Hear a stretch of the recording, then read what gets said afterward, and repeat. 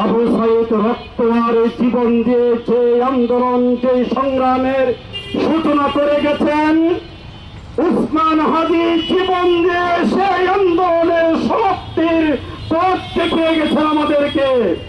প্রিয় ভাইয়েরা আমার, আমরা স্পষ্ট ভাষায় বলতে চাই, ভারতীয় আগ্রাসন বিরোধী আন্দোলনের সিংহপুরুষ উসমান হাদির হত্যাকারীদেরকে ভারত থেকে ধরে এনে যদি দৃষ্টান্তমূলক শাস্তি এবং ফাঁসি যদি নিশ্চিত করা না হয়, আবার জুলাই হবে,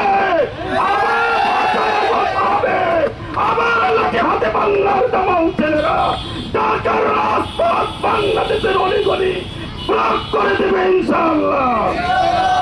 বন্ধুরা আমার, ভারত বাংলাদেশের মানচিত্রের দুশ্মন, ভারত বাংলাদেশের স্বাধীনতার দুশ্মন, ভারত বাংলাদেশের জনগণের দুশ্মন।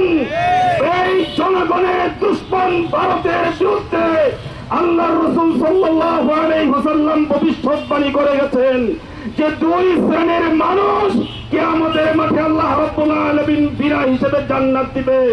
তার মধ্যে এক শ্রেণীর মানুষ হচ্ছে যারা ঈসা আলাইহিস সালাতু ওয়াস সালামের সাথী হয়ে যারা লড়বে, লড়াই করবে, জিহাদ করবে, যারা শহীদ হবে তাদেরকে আল্লাহ বিনা হিসেবে জান্নাত দিবে। আল্লাহর নবী ঘোষণা করে গেছেন এই ভারত হিন্দুস্তানের বিরুদ্ধেও একটা লড়াই হবে। ওই লড়াইয়ে যারা শহীদ হবে তাদেরকেও আল্লাহ বিনা হিসেবে জান্নাত দান করবেন। প্রিয় ভাইয়েরা আমার, সেই ভারতের বিরুদ্ধে আমাদের লড়াই হবে।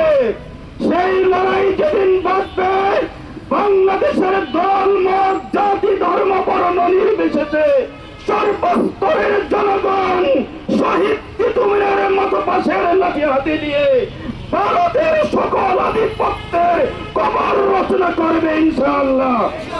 ভাইরা আমার, আমরা আজকে এখানে সমবেত হয়েছে ছোট্ট পরিসরে। আমরা ঘোষণা দিতে চাই, বাংলাদেশ সরকার বর্তমান অন্তর্বর্তীকালীন সরকারের কাছে আমাদের এই কেরানীগঞ্জের সকল রাজনৈতিক দলের পক্ষ থেকে আমাদের সুস্পষ্ট দাবি, অনতি বিলম্বে শহীদ উসমান হাদির রাষ্ট্রীয় যথাযথ মর্যাদা এবং সম্মান রাষ্ট্রীয়ভাবে ঘোষণা করতে হবে। সাথে সাথে তার লাশ দাফন সহ তার সমস্ত কার্যক্রম জাতির সামনে সুস্পষ্ট করতে হবে। তার ময়না তদন্তের যে রিপোর্ট, সেই রিপোর্ট জাতির সামনে প্রকাশ করতে হবে এবং এই উসমান হাদিকে যারা গুলি করেছে সেই চিহ্নিত সন্ত্রাসীদেরকে পৃথিবীর যে প্রান্তেই থাকুক বাংলাদেশের কূটনৈতিক কার্যক্রমের মাধ্যমে সেই সন্ত্রাসীদেরকে ধরে এনে ফাঁসির কার্যক্রম, ফাঁসির বাস্তবায়ন, রায় বাস্তবায়ন করতে হবে।